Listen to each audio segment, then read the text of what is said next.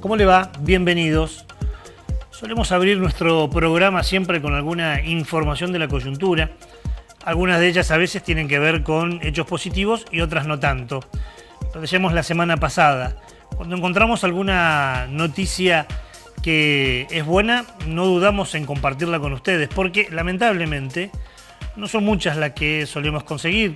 De hecho, un poco en broma, un poco en serio con la producción, fundamentalmente con Raúl Álvarez, solemos decir que encontrar la última luz del semáforo, la luz verde, que es la buena información de la semana, es la que más tiempo le lleva para poder conseguirla. Bueno, intentamos poder abrir el programa de hoy, como lo hicimos los últimos dos, con buenas noticias, pero no encontramos.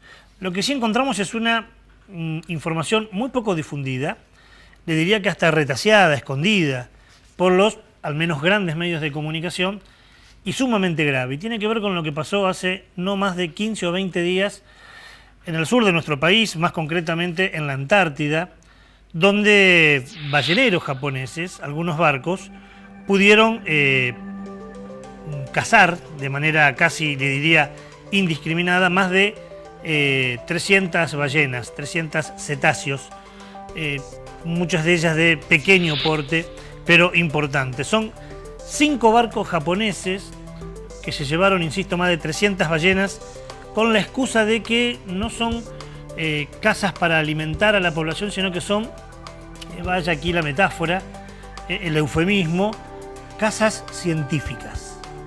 ¿Cómo se entiende esto? Lo primero que habrá que decir es que Japón firmó una moratoria de caza de ballenas hace muy poco tiempo, año y medio atrás, en la Comisión Ballenera Internacional para, no le diría limitar, sino dejar de generar este tipo de cazas en los mares del mundo, fundamentalmente aquí en el Océano Atlántico.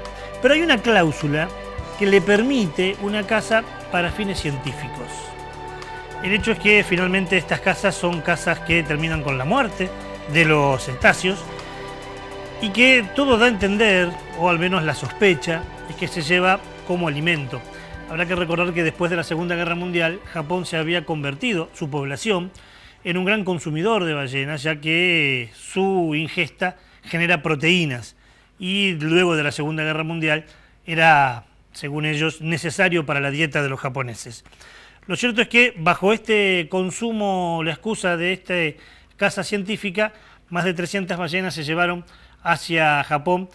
Y lo curioso es que, como les dije, no hubo gran trascendencia de esta información.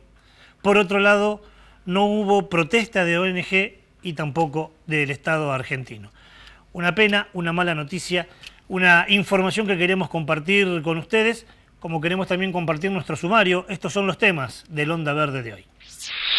La basura electrónica es hoy un problema sin fácil solución. ¿Cuánta chatarra electrónica generamos? ¿Cómo se descartan los aparatos que ya no sirven? ¿Qué políticas de Estado existen para la disposición final o reutilización de esta basura? Esos son algunos de los interrogantes que intentaremos develar en Onda Verde. Entrevistamos al ingeniero Horacio Loyarte, de la Facultad de Ingeniería y Ciencias Hídricas, quien nos cuenta sobre un viejo proyecto del que formó parte y con el que se intentó resolver el problema de deterioro ambiental generado por los residuos electrónicos. Además, Mariana Romiti, coordinadora de Gobierno Abierta de la provincia de Santa Fe y del Laboratorio de Innovación Ciudadana, nos explica las formas en que ese espacio genera propuestas colaborativas vinculadas al tratamiento de este tipo de basura. Tendremos como siempre la información medioambiental en las 3 luces del semáforo. Y en nuestra agenda te contamos sobre las actividades más relevantes vinculadas con la ecología. Bienvenidos a un nuevo programa de Onda Verde, el único programa de la televisión regional que aborda temas ambientales. Ahí lo contábamos, ¿no? Te planteábamos en nuestro índice cuáles son los temas de hoy. Y hoy vamos a hablar fundamentalmente de la basura electrónica, de la chatarra, de qué hacemos con aquello que nos queda en casa como basura y que tiene que ver con artefactos eléctricos. ¿Quién no tiene en casa alguna batería de celular que ya no sirve, un celular que no funciona, algún monitor de computadora, un teclado, una CPU, algún televisor? Bueno, eso se va acumulando en nuestras casas y forma parte de una basura electrónica que genera contaminación y que además genera un perjuicio muy grande, no solo en lo económico, en lo social, sino también en lo ambiental. Está claro que el consumo se relaciona con la estacionalidad, ¿no? Hay momentos del año donde uno compra más algunos elementos que otros. En marzo el presupuesto de la familia generalmente se destina a los útiles escolares de los chicos, ¿no? En invierno hay más consumos de algunas bebidas, de chocolates, por ejemplo. En verano de aire acondicionados.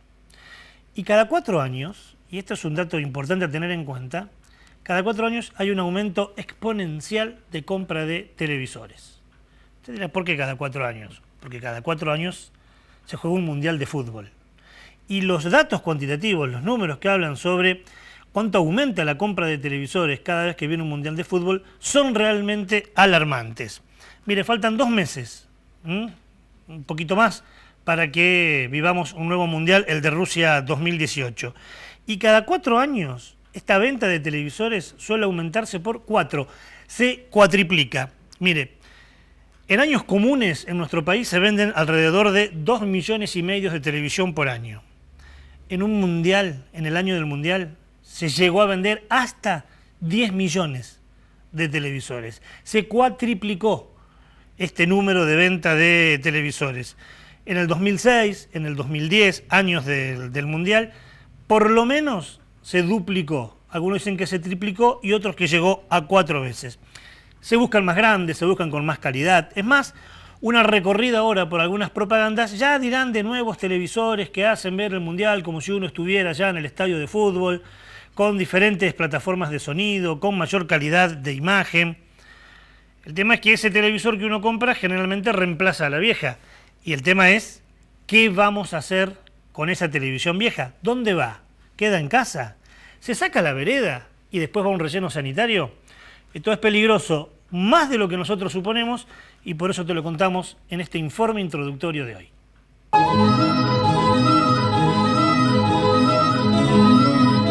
En el último medio siglo, nuestra vida ha cambiado.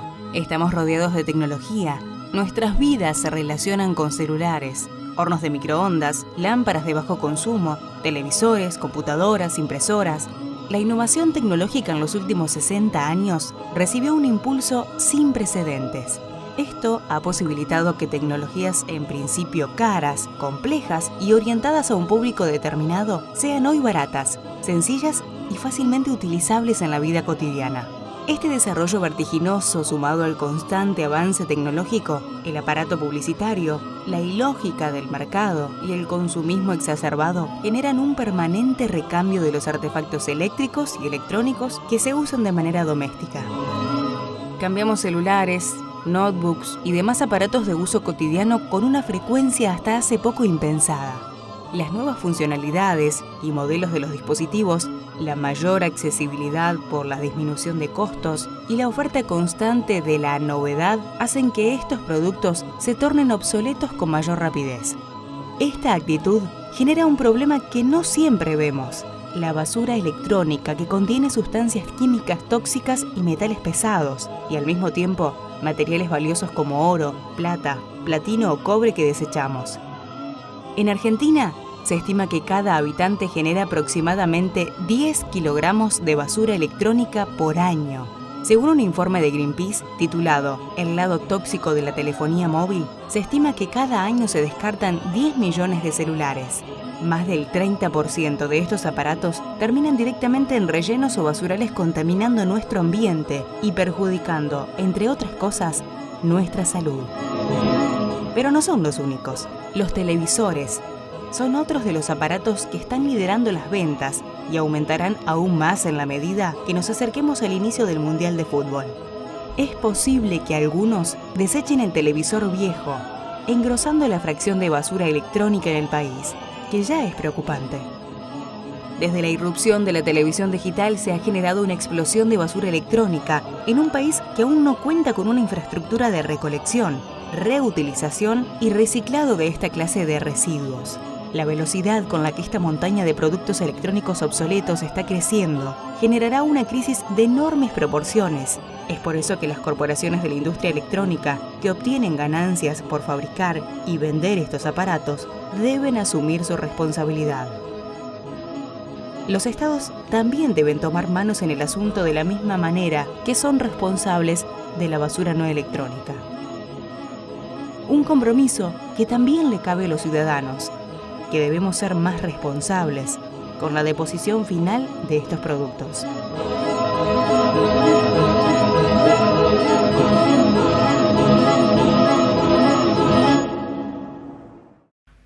Dan miedo algunos números, ¿no? Y fundamentalmente, ¿qué hacemos con esa basura electrónica que queda en casa? ¿Qué pasa si va a un relleno sanitario y se queda allí? ¿Cuánto afecta no solo al medio ambiente desde el punto de vista más amplio de la palabra? ¿Cuánto afecta a la salud de nosotros? Porque muchos de ellos terminan en las napas del agua que luego consumimos. Miren, en el programa de hoy vamos a plantear todo esto y vamos a plantear soluciones también. Hay algunas soluciones, aunque hay un vacío legal, y me adelanto, un vacío legal muy grande con respecto a qué hacer con esto, y como que todos miran para otro lado. El Estado mira para otro lado, las empresas que tienen que fabricar este tipo de basura, de elementos que se transforman en basura, también miran para otro lado y nadie se hace responsable. Vamos a hablar de algunos proyectos que fracasaron, vamos a hablar también de algunas soluciones. Vamos a presentar la primera luz del semáforo. Cuando se prende la luz roja del semáforo nos dicen, cuidado, atención, no pasar. Y nosotros jugamos con eso y decimos que la luz roja es la mala noticia de la semana. Voy al encuentro de Raúl. ¿Cómo te va, Raúl? ¿Cómo andás, Ricardo? Bienvenido, ¿eh? Gracias. Bueno, nos vamos más concretamente a Córdoba. Sí, Córdoba y San Luis. Córdoba y San Luis, porque allí hay se ha comprobado que el desmonte, que es uno de los lugares de mayor número de desmonte, genera algunos problemas que sufren todos los cordobeses, sufren todos los puntanos y tiene que ver con la inundación. Así es. Tiene que ver no solo con la inundación, sino también con la erosión del suelo. ¿Por qué en esta zona del país se está creando nuevos ríos? Caudalosos ríos y también caudalosos arroyos. Esto hace que la población dentro de poco, por ejemplo, tenga que trasladarse porque los nuevos ríos le están ganando. Hace muy poco tiempo, aquí en nuestro programa, presentamos un mapa, ¿te acordás? Sí. Donde podíamos ver, estaba pintado de color, del mismo color, que en la misma zona donde hay mayor producción de cultivo agrotecnológico, coincide con mayor número de cáncer y mayor sufrimiento de inundación. Así es. Los cordobeses y los puntanos están viviendo algo similar. Algo similar que te lo vamos a contar en la luz roja del día de hoy. La primera luz del semáforo.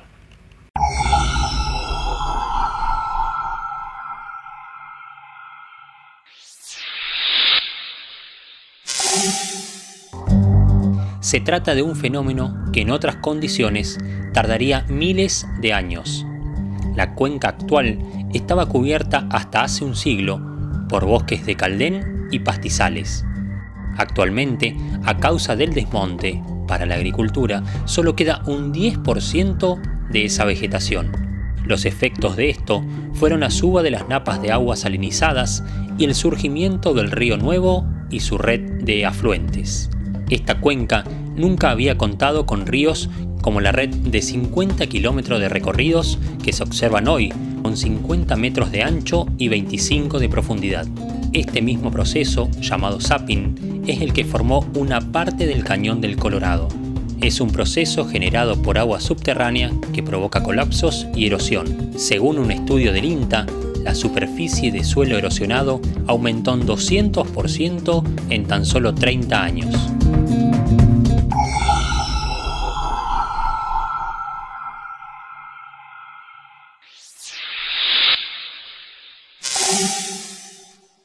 Sabemos, y vaya si lo sabemos los santafesinos, los santotomecinos, los corondinos, que las inundaciones son un drama, un gran drama. Y como quedó demostrado en el texto que vos planteabas y en las imágenes, genera problemas en Córdoba y también en la zona de Cuyo. Pero no es el único, ¿no? No, no es el único problema. Es el aumento del agua, pero también es el alto grado de sales que se puede ver, se puede observar según estudios, por ejemplo, que hizo el INTA últimamente en esta zona, de carácter irreversible.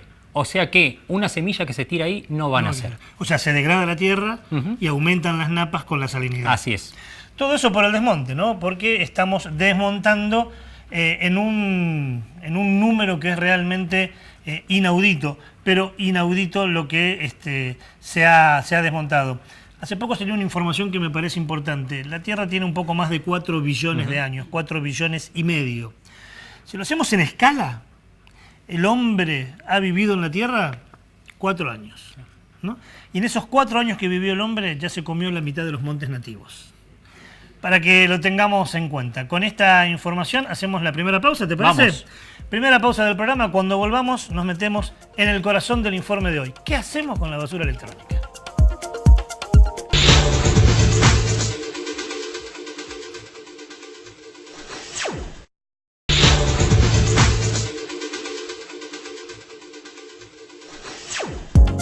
Segundo bloque del programa.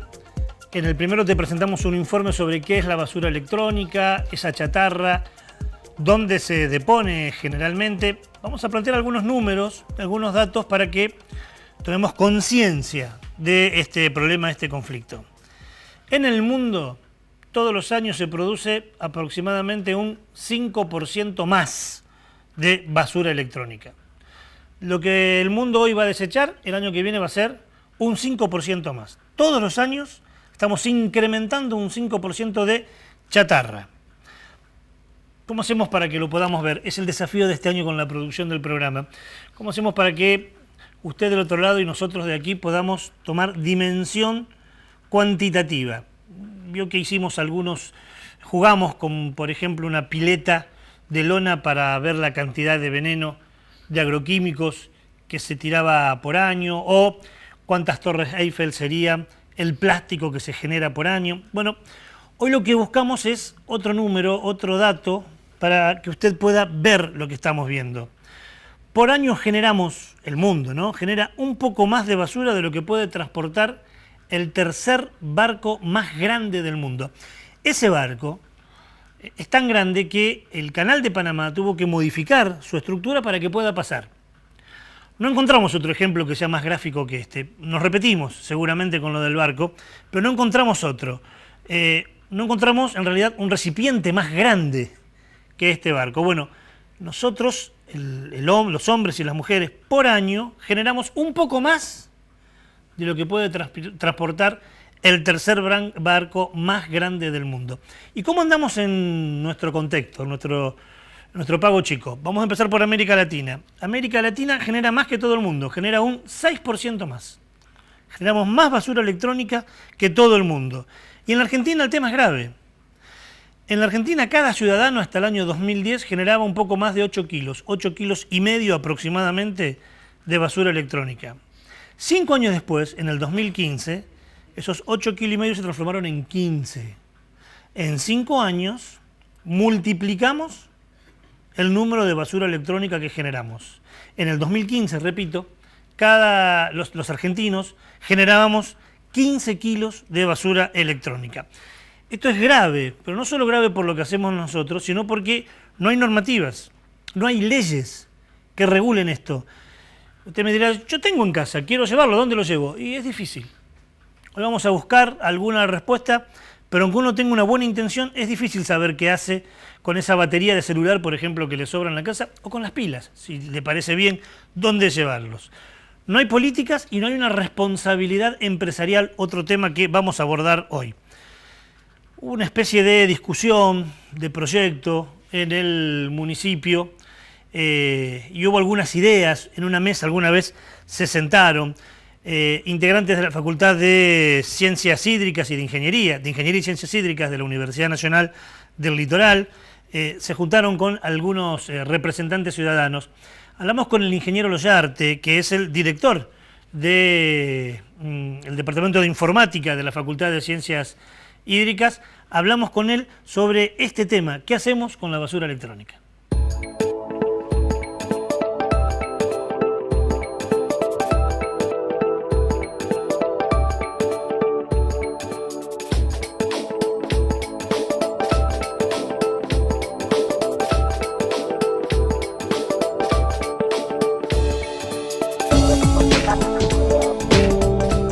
Bueno, me tocó a mí desde la Universidad Nacional Litoral, la Facultad de Ingeniería y Ciencias Hídricas, a través del Departamento de Informática, gente de la provincia que trabajaba en el Ministerio de la Producción, creo que está todavía, y un grupo de voluntariado civil de Bolonia, Italia, que tenía una representante en Santa Fe, gestionaron ante la empresa que es dueña del casino de acá de la ciudad, un subsidio importante en ese momento, era cercano al $1.000.000, que era bastante dinero en esa época, y para un proyecto social y ambiental. Ellos tenían una idea de trabajar con chicos en riesgo social en ese momento y de aspectos ambientales. Entonces surgió la necesidad, que en el país realmente había muy poco, casi nada, y en nuestra ciudad menos, en nuestra región menos aún, la propuesta de hacer un protocolo, un sistema de tratamiento de basura electrónica que no había absolutamente nada. Lo cual, bueno, es una problemática mundial, como ustedes conocen. Si bien muchos de esos componentes que son nocivos para la salud están encapsulados, hoy se los dispone y se los tira sin ningún tipo de tratamiento, ¿no? Y eso aparte, bueno, continúa por años, depende los lugares donde se lo disponga y con consiguiente riesgo, obviamente, para la salud humana, ¿no?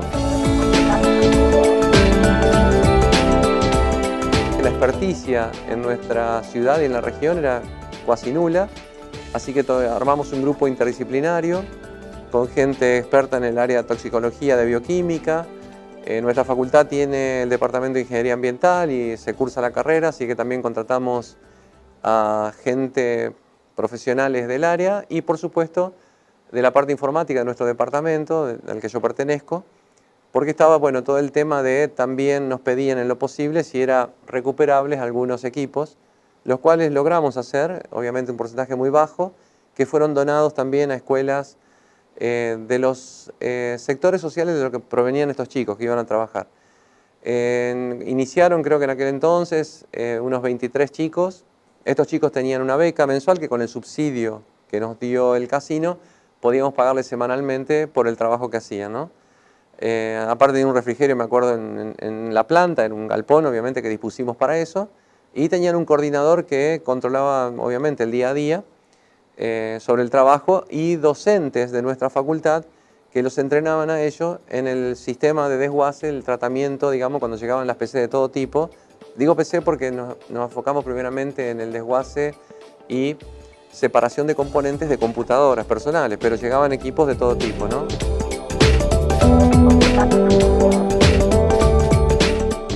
Como no dábamos abasto por el lugar físico y la capacidad que teníamos de almacenamiento era limitada, no tratamos el tema de los aparatos eléctricos, que también es otro problema, ¿no? En realidad esto se lo trata globalmente, el sistema de tratamiento de e-waste, como se llama, es dispositivos eléctricos y electrónicos.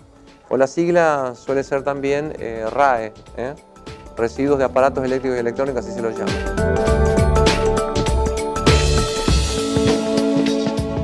El sistema de los chicos, digamos, era separar los componentes, nosotros los entrenamos porque es desarmar una computadora, no es algo complicado, lo hace cualquier taller de reparación de computadoras, y luego era de cada una de las partes, digamos, separar esos componentes, los que podían ser reciclados para un, digamos, tipo materia prima, para un nuevo proceso industrial, ¿está?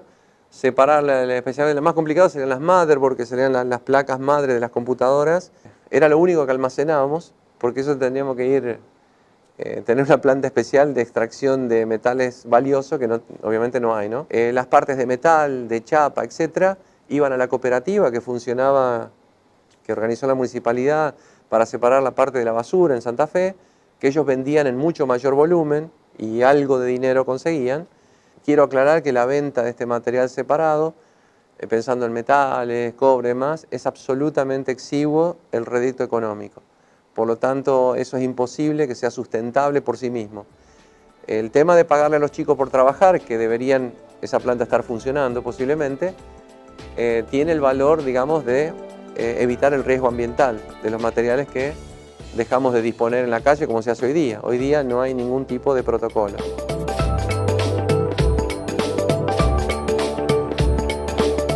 Y luego teníamos las partes plásticas, que eran las más voluminosas y que realmente no sirven para nada.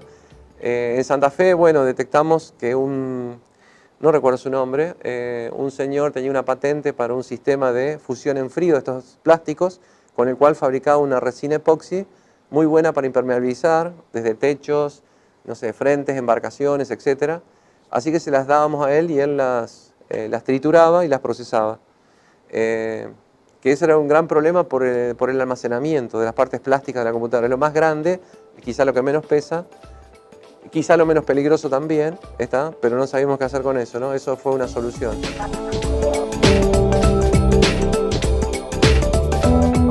El proyecto funcionó casi un año, que estaba como estaba previsto. En la mitad del proyecto nos trasladaron a la estación Belgrano, con una serie de oficinas y talleres bien acondicionados, y los galpones que están junto a la estación se usaron de depósito, que era un gran problema, porque nos caían camiones, por ejemplo, de la provincia, de la Universidad del Litoral, de varios organismos grandes, donde tenían realmente pilas de material de hace muchos años, que por cuestiones de normativa no podían dar de baja fácilmente o tirarlos, ¿no?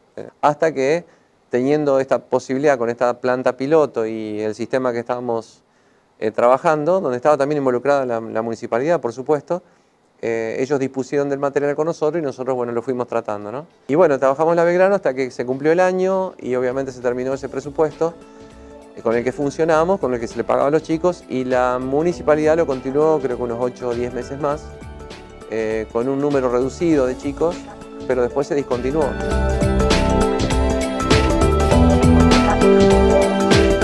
A nivel nacional existían un par de leyes que se han caído por falta de tratamiento parlamentario, donde justamente eran muy específicos para este tipo de material, sobre el tratamiento de las RAE, ¿no? De los residuos eléctricos y electrónicos. El tema está que las propuestas que había en el Congreso Nacional, como hay en algunos países, exigían que los fabricantes o los vendedores de los productos fueran los responsables, o sea que nosotros teníamos que devolverle a ellos. No es tan simple porque por ahí hay mucho material que viene por vías no tan identificables como el negocio Tanto que está acá en el centro, etc. Pero bueno, era una posibilidad. Yo calculo que quizá por lobby de estas empresas es algo realmente costoso que ellos no disponían, o bien tendrían que aumentar claramente el costo de los productos que venden, pero ellos no tenían ningún sistema posible para hacerlo, entonces no están preparadas. Y esas leyes cayeron. La provincia tiene leyes generales sobre el tema de residuos industriales y demás, de residuos peligrosos. No especifica claramente sobre residuos electrónicos porque, bueno, obviamente, si la dispusieran, esa ley no se podría ejecutar. Tienen que tener una disposición, una planta o algo por el estilo, ¿está? No la hay. Esa era una planta piloto realmente interesante. No les dije, el proyecto se llamaba Recuperando Futuro. Fue muy mediatizado en su momento, todos se sacaban la foto, pero bueno, terminado el año del presupuesto, eso se discontinuó, ¿está? Pero las leyes están ahí en pañales, existen leyes más generales donde se podría englobar, pero ahora lo que pasa es que el tenedor es la persona particular, quien no tiene un dispositivo eléctrico o electrónico, y está pensada para industrias, lo que hay en la provincia.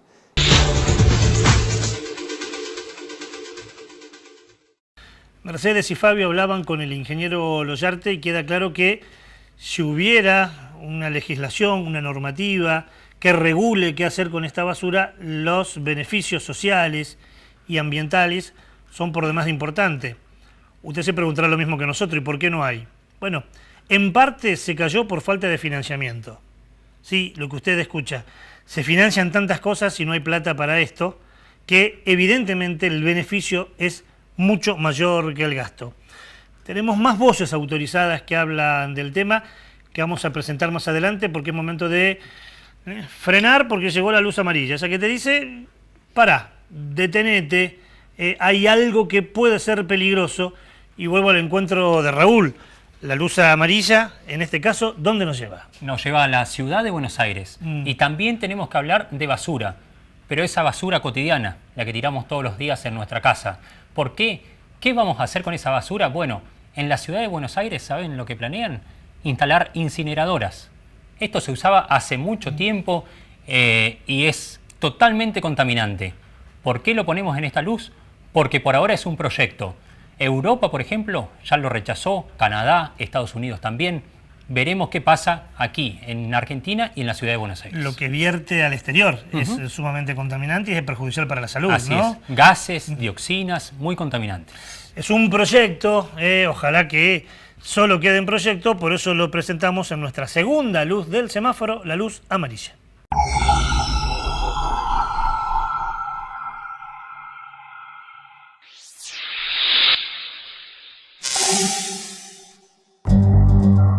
Hace pocos días, el PRO presentó en la legislatura porteña un proyecto para instalar incineradoras de basura. El proyecto oficial modifica y deja sin sentido la ley de basura cero, que aunque no se cumpla totalmente, rige actualmente en la ciudad. Lo que el proyecto llama eufemísticamente combustión con valorización energética, en realidad son hornos que emiten gases que contienen diversos contaminantes. A poco de ser inaugurada, en Canadá, debieron cerrar uno de los hornos de una planta incineradora por sobrepasar 12 veces el mínimo establecido de dioxinas. Actualmente, en el País Vasco, hay manifestaciones para detener la construcción de una planta incineradora y hace unas semanas atrás, varios sindicatos confluyeron en una marcha. La propia Unión Europea desaconseja el uso de estas plantas, con lo cual es probable que estemos ante un negocio de empresas que vendrán a instalar aquí esa tecnología. Con gran preocupación por el proyecto del Ejecutivo que implica volver a incinerar una tecnología obsoleta que está siendo dejada de lado en Europa, donde la Unión Europea ya ha retirado los incentivos y los subsidios para este tipo de tecnología. En la Ciudad de Buenos Aires el CEAMSE se crea para tratar de dejar atrás esta tecnología de la incineración y hemos recorrido un largo camino que está jalonado por una ley de basura cero y todo el trabajo que han venido haciendo durante estos años las cooperativas de recicladores o recuperadores urbanos. Nos preocupa muchísimo porque esto sería una política regresiva que viola los principios del derecho ambiental que establecen la obligación de progresividad y no regresión.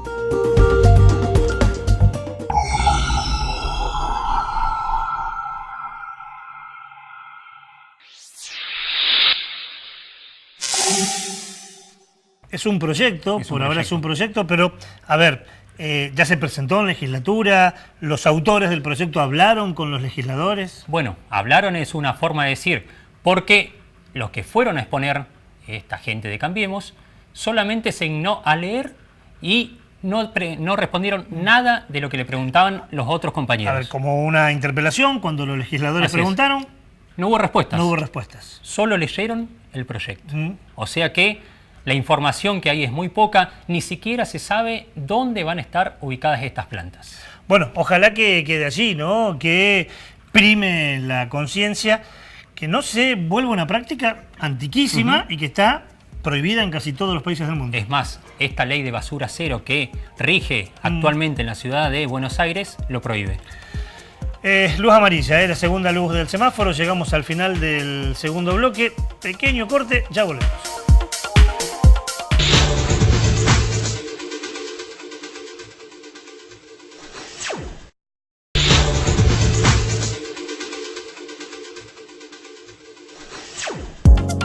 Tercer y último bloque del programa. Vamos a ver si le encontramos alguna alternativa, alguna salida, alguna solución, si hay algún plan.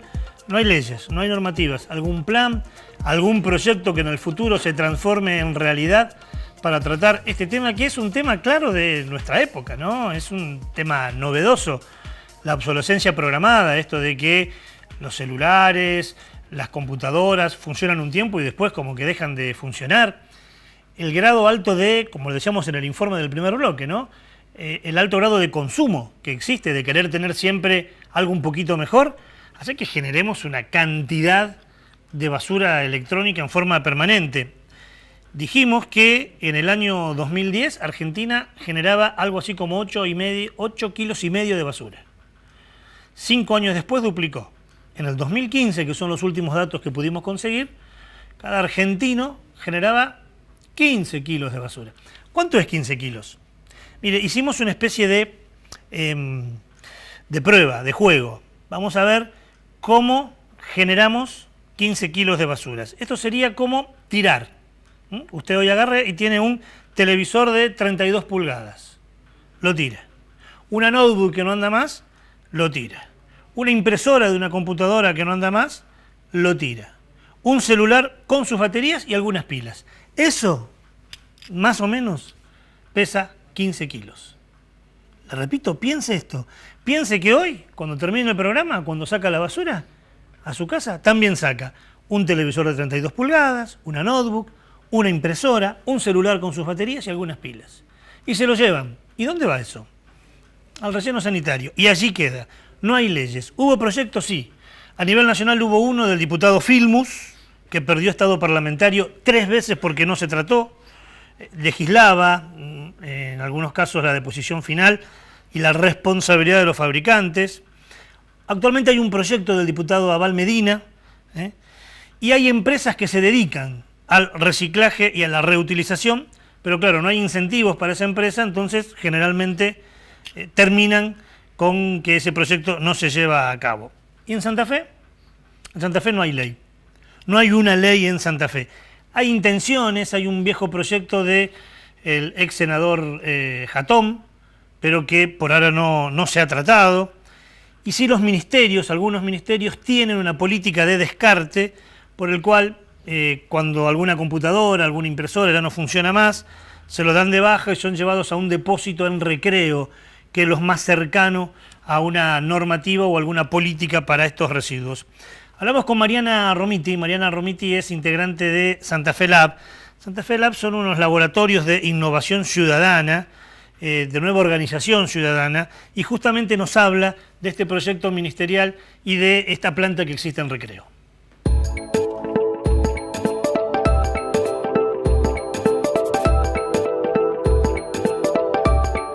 Santa Lab es el laboratorio de innovación ciudadana del gobierno de la provincia de Santa Fe. Nace como una política de gobierno abierto que trabaja sobre 3 ejes: participación, transparencia y colaboración. Y dentro del ámbito colaborativo planteamos este laboratorio de innovación porque justamente lo que queremos fomentar es un trabajo de co-creación entre ciudadanía y gobierno. En la línea de desarrollo sostenible tenemos un programa que se llama Reciclaje, donde nosotros lo que hacemos es plantear distintas actividades con estos 3 objetivos que te contaba, que son prototipado, divulgación y formación.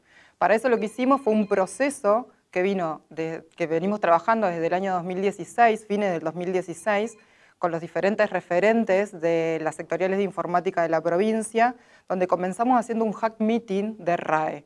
¿Qué es un hack meeting? Es una reunión donde empezamos a poner en común temas complejos o temas a tratar bajo el concepto de RAE. Luego de eso, y de poner un poco en común el proceso que la misma provincia lleva adelante, lo que hicimos fue empezar a trabajar con ese RAE que tiene la provincia en la planta de Recreo. Y con eso lo que hicimos fue distintas actividades. Primero nos vinculamos con iniciativas ciudadanas, tanto de Rosario como de Santa Fe, que trabajan y reciclan con alguna formación, y son los chicos de roboticlaje. Roboticlaje lo que hace es actividades y talleres de robótica para chicos. Entonces utilizamos los RAE de la provincia para que los chicos empiecen a entender y a desarmar un poco eso que ya no anda y poder reutilizarlo y conocer de qué manera volverle a dar funcionamiento en otra cosa, como por ejemplo un robot. El prototipado, lo que hicimos fue vincularnos con Chirimbolo, que es una iniciativa ciudadana de la ciudad de Rosario, que lo que hicieron ellos fue armar un plotter con basura electrónica. Entonces ahora, el tercer paso que vamos a dar dentro de todo este proceso es poder hacer un desarmatón en el RAE de la provincia, donde vamos a poder reconocer esos componentes que este plotter necesita para poder armar en cantidad, en serie, en base a lo que vayamos encontrando del RAE, que tiene la misma provincia.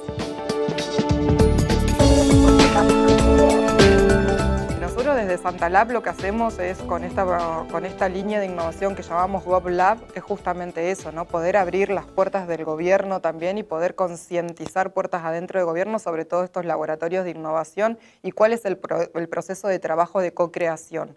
Para eso, en lo de RAE, siempre, en cada actividad que hacemos, tratamos de involucrar al Ministerio de Medio Ambiente, que ellos también nos estén asesorando continuamente en todos estos procesos. Y también lo hacemos con el Ministerio de Educación, porque la idea del armado de este plotter que te comentaba con anterioridad es que pueda estar en escuelas técnicas de la provincia. Y para eso nosotros tenemos que saber también de qué manera el Ministerio le va a dar uso a esas herramientas. Entonces, no es que nosotros lo hacemos y lo llevamos adelante solos, sino que lo que hacemos realmente es un trabajo de co-creación, de trabajo colaborativo entre las diferentes áreas de gobierno que pueden estar involucradas en los diferentes procesos que lleva adelante Santalab. Santalab funciona desde abril del 2016 en la provincia como este laboratorio de innovación ciudadana y como te explicaba, una de las líneas de trabajo es la de hacking cívico, donde nosotros queremos hackear algunas cosas que están sucediendo puertas adentro del gobierno. Entonces, cuando nosotros vimos que nuestra planta de RAE estaba siendo cada vez más amplia y que con una simple licitación eso se podía resolver, dijimos no licitemos. Veamos qué podemos reutilizar primero de eso y poder jerarquizar entre lo que anda y lo que no anda. Y en base a eso poder tomar decisiones y pensar con la ciudadanía qué hacer con esas instancias. Pero para eso tuvimos todo un proceso previo que era reconocer en estas sectoriales de informática que tiene el propio gobierno cuál era la disposición final de esos elementos. ¿Por qué un teclado dejaba de ser utilizado? ¿Por qué un mouse dejaba de funcionar? ¿Por qué un monitor dejaba de funcionar? ¿Por qué una computadora, la CPU de la computadora dejaba de funcionar? Entonces, al reconocer primero todos esos estadios y todas esas instancias de desuso que tiene el propio Estado, y veíamos que la planta se estaba haciendo cada vez más amplia, empezamos a ver que lo que no le sirve a una computadora le puede servir a la otra. Entonces, a la vez también, no solamente ver lo que no anda, cómo se puede reutilizar, sino que dentro de lo que anda, de qué manera nosotros también podemos empezar a poner en refuncionamiento todos esos aparatos que están en el RAE como RAE. Para poder lograr esto, lo que hicimos fue mucho diálogo interno dentro del propio gobierno, digamos, dialogar mucho con las sectoriales de informática, con la Secretaría de Tecnología para la Gestión, que son quienes definen si eso realmente es de disposición final o no. Entonces empezamos a involucrarnos en el tema para no ir simplemente abrir una puerta y poder ocupar todo eso como RAE, sino realmente pensar en qué reutilizar también. Entonces ahí se nos abrieron estos dos caminos y empezaba a dar forma a este concepto de RAE ciclaje del que nosotros llevamos adelante como Santalab.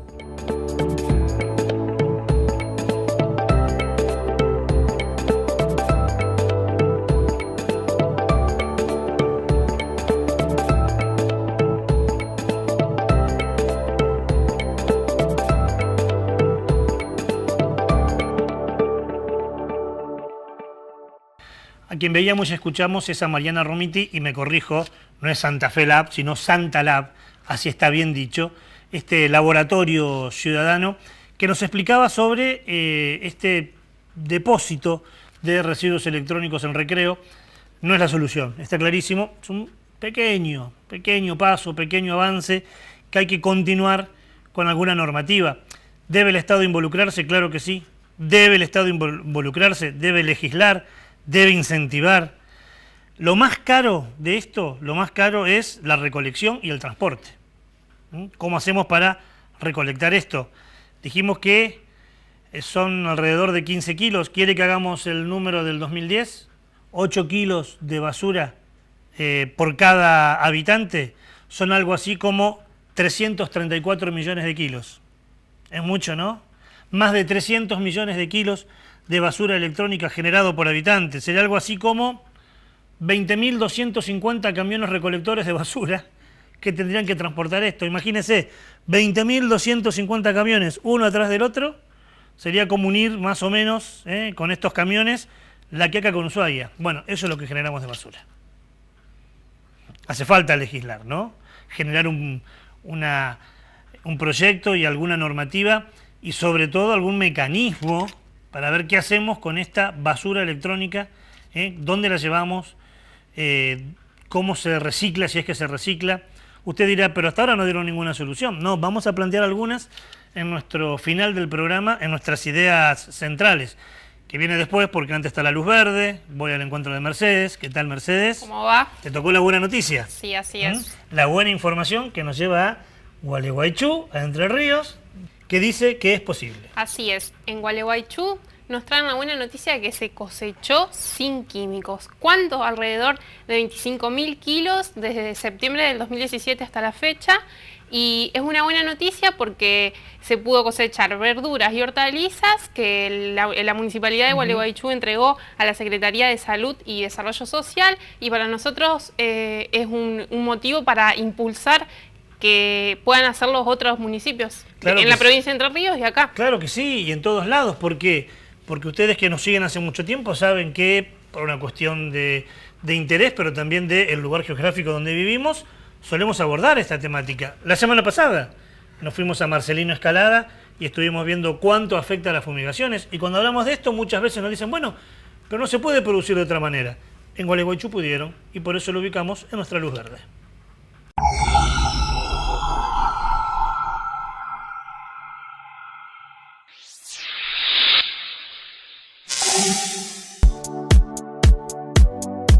El Centro de Producción de Alimentos Municipal de Gualeguaychú informó que por primera vez logró cosechar 25.000 kilos de verdura sin usar una sola gota de agroquímicos.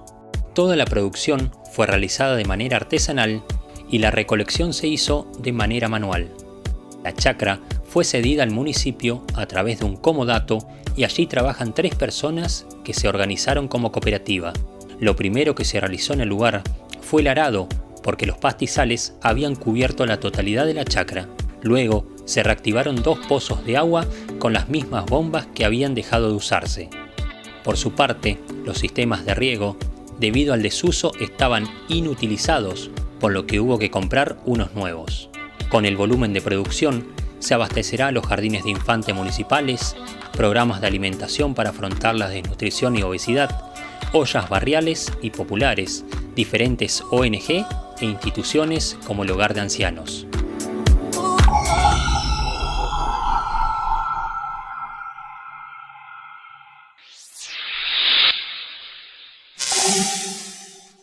No solo es posible, sino además, como vimos, genera ganancias y hasta da trabajo. Así es, se crearon 3 puestos de trabajo, que eso también es una buena noticia, y se recaudó alrededor de 50.000 pesos, que es un monto interesante para la municipalidad, ya que ahora ese gasto no lo tuvo y lo pudo conseguir.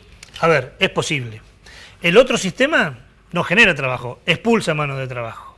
Según el último censo rural, se perdió 5 veces las fuentes de trabajo de hace un tiempo atrás.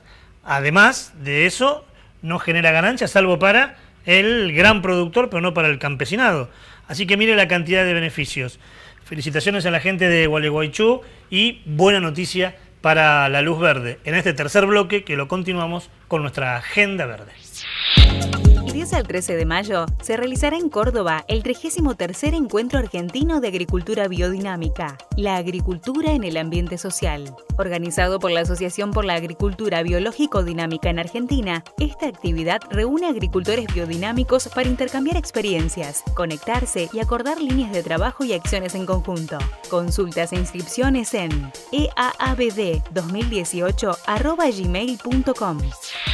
Del 15 al 18 de mayo se realizará en Tucumán el 26º Congreso Argentino de Ciencias del Suelo. El lema del CAX 2018 es Suelo, legado social de edición limitada. Tiene como objetivo sostener la concepción del uso responsable del recurso con acciones concretas de preservación del mismo para el aprovechamiento por parte de las generaciones futuras. Se pueden enviar trabajos y presentaciones hasta el 9 de abril. El encuentro comenzará el 15 de mayo en el Hotel Catalinas Park de San Miguel de Tucumán.